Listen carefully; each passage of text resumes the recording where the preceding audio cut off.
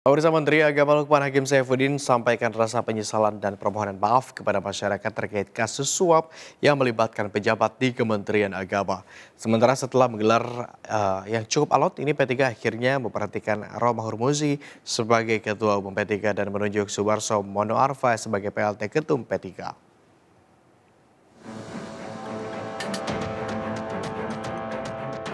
Menteri Agama Lukman Hakim mengaku marah dan kecewa atas peristiwa yang menimpa di lembaga yang dipimpinnya.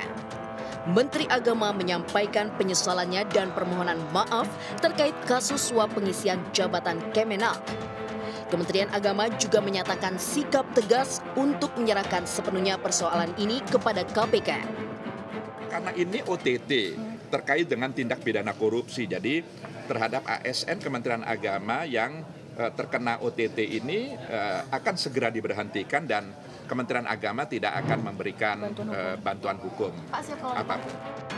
Agar peristiwa ini tidak terulang, Kementerian Agama akan membangun kolaborasi lebih kuat dengan KPK, khususnya dalam aspek mutasi, rotasi, dan promosi jabatan.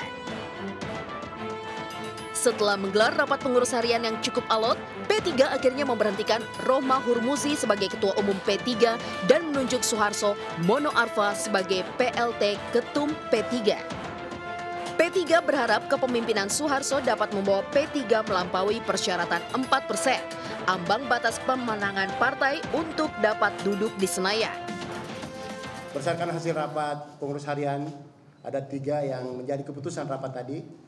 Yang pertama adalah pemberhentian terhadap Insinyur Haji Romahur Muzi MT berdasarkan anggaran dasar dan anggaran rumah tangga karena beliau terkena kasus. Yang kedua, kita juga menyepakati pengurus harian bersama majelis yang hadir untuk mengangkat Bapak Suharso Mono Arfa sebagai PLT Ketua Umum yang akan dikukuhkan dalam Mukernas yang akan dilaksanakan pada saatnya nanti. Dari Jakarta, tim liputan iNews melaporkan.